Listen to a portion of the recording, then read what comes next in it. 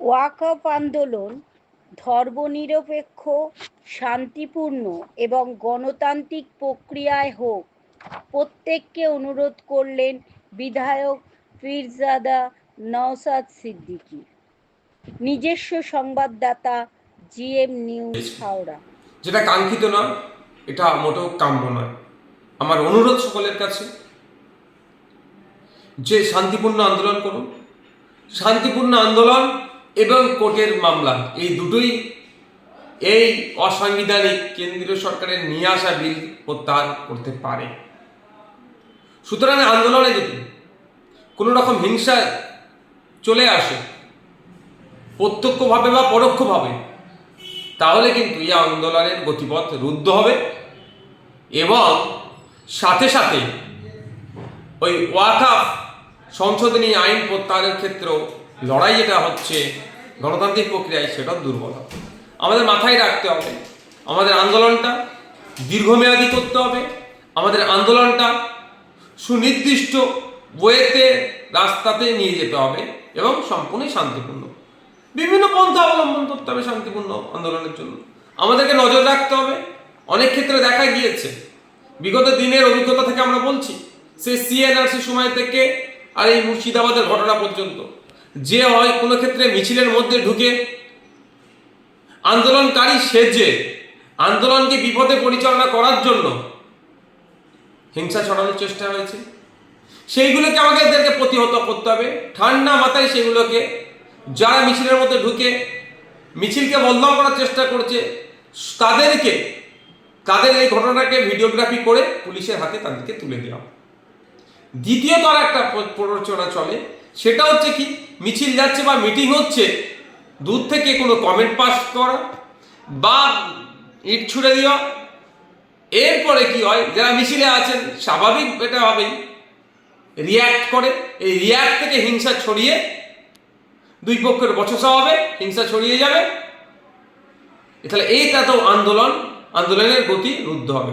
সুতরাং যদি এই ধরনের ঘটনা ঘটে, ধুলিয়ানে যে ঘটনা ঘটেছে শুনলাম এই ধরনেরই ইট ছুড়াকে কেন্দ্র করে হয়েছে, এখন বিশাল ভাবে ফেলাও হবে, মিডিয়া দেখাচ্ছেন অনেক রকম ভাবে, কিন্তু মানুষ তো ক্ষতিগ্রস্ত হয়ে যাচ্ছে।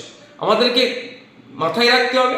তো এই ধরনের ঘটনার যদি আমরা সম্মুখীন হই, যারা আন্দোলন করছেন, তা তাদের কাজ কি হবে, যে টোটাল মিছিল মিটিং বা যা হচ্ছেন আপনারা নির্দিষ্ট লোক রেখে ভিডিওগ্রাফি করুন। এই ধরনের ঘটনা হলে সে ভিডিওগ্রাফিতে আসবে, সেই ফুটেজটা নিয়ে ওখানেই পুলিশ নিশ্চিতভাবে থাকবে, ইন্টিমেশন যে প্রোগ্রাম আপনারা করবেন, যে তাদের কাছে তুলে দেওয়া, যে বিরুদ্ধে আইনত ব্যবস্থা নিয়ে এবং তদারকি করা পুলিশ আইনত ব্যবস্থা নিচ্ছে কি নিচ্ছে না, এটা মাথায় রাখবে। আর একটা জিনিস বলছি, আমি হিন্দু মুসলিম উভয় সম্প্রদায়ের মানুষের কাছে বলছি, এই ওয়াকফের লড়াইটা কোনো ধর্মীয় লড়াই নয়। আমি মনে করি বা আমাদের পার্টি মনে করে এটা আর্থসামাজিক লড়াই একটা, এটা দেশে সংবিধানকে বাঁচানোর একটা লড়াই। এর সংবিধানের আজকে মৌলিক অধিকারের উপরে আঘাত দিচ্ছে বিজেপি সরকার। আগামী দিনে এই জমি হাঙর, এরা ভালো কিছু প্রপার্টি দেখেছে ওয়াকফের, সেগুলো এরা নিয়ে পুঁজিপতিদের হাতে তুলে দিতে চাইছে। আজকে ওয়াকফের নিয়েছে, গতকালকে জঙ্গলের অধিকার আদিবাসী ভাইদের কাছ থেকে কেড়েছে, আগামী দিন জৈন খ্রিস্টান থেকে শুরু করে দেবত্ব সম্পত্তির প্রাইম প্রপার্টিগুলো এরা নেবে না কেড়ে, এইরকম ভাবে এটা বলা মুশকিল। এটা জমি রক্ষার লড়াই হচ্ছে। সুতরাং এই লড়াইটা হিন্দু মুসলমানের লড়াই নয়। কেউ যদি এটা হিন্দু মুসলমানের লড়াই বানিয়ে দিতে চায়, হিন্দু মুসলমান নির্বিশেষে তাদেরকে এর বিরোধিতা করতে হবে। আমাদের মাথায় রাখতে হবে, আমাদের সামনে ডকুমেন্টস আছে, পার্লামেন্টের দুটো কক্ষে এই ওয়াকফ সংশোধনী আইনের বিরুদ্ধে যারা ভোট দিয়েছিলেন, যারা যে সমস্ত এমপিসরা ভোট দিয়েছিলেন, সেই এমপিগুলোর মধ্যে হেভি অংশের এমপি অমুসলিম, পাঞ্জাবি থেকে শিখ সম্প্রদায়ের আছেন, খ্রিস্টান আছেন, মুসলমান আছেন, হিন্দু ভাইরা আছেন। সবাই মিলে ঐক্যবদ্ধভাবে এই বিল যাতে আটকানো যায় সেই জন্য ডিবেটে পার্লামেন্টে দুটো কক্ষে অংশগ্রহণ করেছিলেন, তথ্য ভিত্তিক বক্তব্য দিয়েছিলেন। ওই বক্তব্য আমরা অনেকে শেয়ার করেছি। এই পাঞ্জাবের এই শিখ সম্প্রদায়ের আপনার এমপি এত ভালো বক্তব্য দিয়েছেন, অমুক মহিলা এমপি এত ভালো বক্তব্য দিয়েছেন, অসমের এক এমপি এত ভালো বক্তব্য দিয়েছেন, আমরাই শেয়ার করেছি অনেকে। সুতরাং এটা একটা পরিষ্কার যে এই লড়াইটা বিজেপির নিয়ে আসা আইনের বিরুদ্ধে লড়াই। এই লড়াইটা না হিন্দুর বিপক্ষে না মুসলমানের বিপক্ষে এই ধরনের কোনো নয়। সুতরাং আমরা যারা এই এই বিলের বিরোধিতা করছি, এই বিরোধিতা আমাদেরকে মাথায় রাখা দরকার। আমাদের শব্দ চয়ন, আমাদের বক্তব্য সেই ধরনের হওয়া দরকার যে আমাদের যেন নির্দিষ্ট লক্ষ্য যেন আমাদের থাকে, লক্ষ্যভ্রষ্ট না হওয়া যায়। আমাদের লক্ষ্য হওয়া দরকার বিজেপি নিয়ে আসা এই বিলের বিরোধিতা করা। আর একটা জিনিস, সুপ্রিম কোর্টে মামলা 16 তারিখে ফার্স্ট হিয়ারিং আছে। 16 তারিখে যে হিয়ারিং হবে, আমার কথা যদি অসত্য হয় আপনারাও দেখে নেবেন।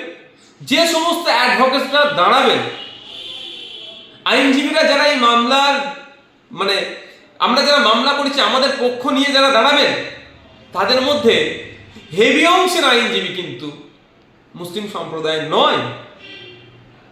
আর যে হিন্দু ভাইদেরকে বিজেপি ভুল বুঝিয়ে এই ওয়াকফ নিয়ে হিন্দু মুসলমানের মধ্যে বিভেদ তৈরি করার চেষ্টা করছে, সেই হিন্দু ভাইদেরকে বলছি, পার্লামেন্টে যারা এই ওয়াকফ আইনের বিরুদ্ধে তখন বিল ছিল, বিলের বিরুদ্ধে ভোট দিয়েছিলেন, তারা সবাই কিন্তু মুসলিম সম্প্রদায়ের নয়, তারা অনেকে হিন্দু সম্প্রদায়ের, বেশি হচ্ছে হিন্দু সম্প্রদায়। তাহলে তারা ভোট কেন দিয়েছে? এটা মুসলমানদের শুধু সমস্যা নয়, এটা দেশের একটা জ্বলন্ত সমস্যা। সংবিধানকে এরা মিটিয়ে দিতে চাইছে, সংবিধানকে রক্ষা করতে হবে, এই জন্য তারা ভোটটা দিয়েছে। ঠিক একইভাবে সুপ্রিম কোর্টে যে সমস্ত আইনজীবীরা লড়াই করবেন, 16 তারিখ থেকে শুরু হবে লড়াই, মানে হিয়ারিং শুরু হবে, তারা শুধুমাত্র মুসলিম সম্প্রদায়ের নয়, তারা হিন্দু সম্প্রদায়েরও আছেন, বিভিন্ন সম্প্রদায়ের থাকবেন তারা। তাহলে এটা আমাদের মাথায় রাখতে হবে, এই লড়াইটা আমাদের সংবিধান বাঁচানোর লড়াই। এই লড়াইটা ওয়াকফ শুধুমাত্র ওয়াকফ সম্পত্তি বাঁচানোর লড়াই নয়, আগামী দিনে দেবত্ব সম্পত্তিতে এরা হাত দেবে না, কেউ গ্যারান্টি নিয়ে বলতে পারবে? আগামী দিনে এরা শিখ সম্প্রদায়ের যে গুরুদুয়ারা থেকে শুরু করে যে সমস্ত প্রপার্টিস গুলো আছে, রিলিজিয়াস এন্ডোমেন্টস গুলো আছে, সেগুলোতে হাত দেবে না, কেউ দায়িত্ব নিয়ে বলতে পারবে? তো সুতরাং বৌদ্ধদের সম্পত্তিতে হাত দেবে না, খ্রিস্টানদের সম্পত্তিতে হাত দেবে না, কেউ দায়িত্ব নিয়ে বলতে পারবে? তো সুতরাং এদের যে আগ্রাসী মনোভাব, জমি মাফিয়া, মানে জমি যে লুট করতে চাইছে এরা, এটা বন্ধ করতে হবে। সেই জন্য আমাদের সকলকে ঐক্যবদ্ধ হয়ে এই লড়াইয়ে সামিল হতে হবে। এই লড়াইয়ে সামিল হয়ে বিজেপির এই নিয়ে আসা বিলের বিরোধিতা করতে হবে। আমরা কোনো মতেই এই লড়াইকে, এই আন্দোলনকে শুধুমাত্র একটা সম্প্রদায়ের আন্দোলন বলে দেখে যেমন দেব না, শুধুমাত্র একটা সম্প্রদায়ের মানুষই আন্দোলন শুধু করবে এটা বলো কাউকে আমরা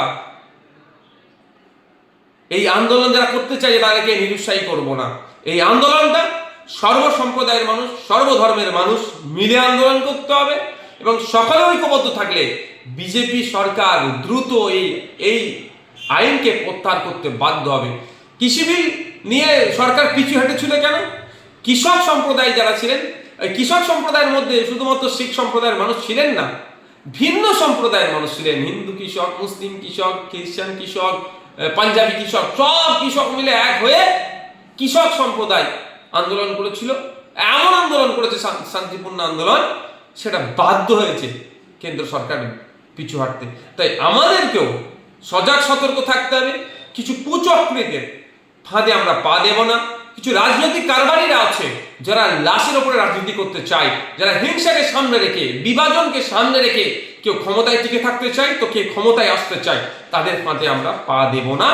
আমরা প্রতিবেশী, আমাদের সহনাগরিকের যে ভাবে আমরা সহাবস্থান আমাদের ছিল, সেটা আছে, থাকবে।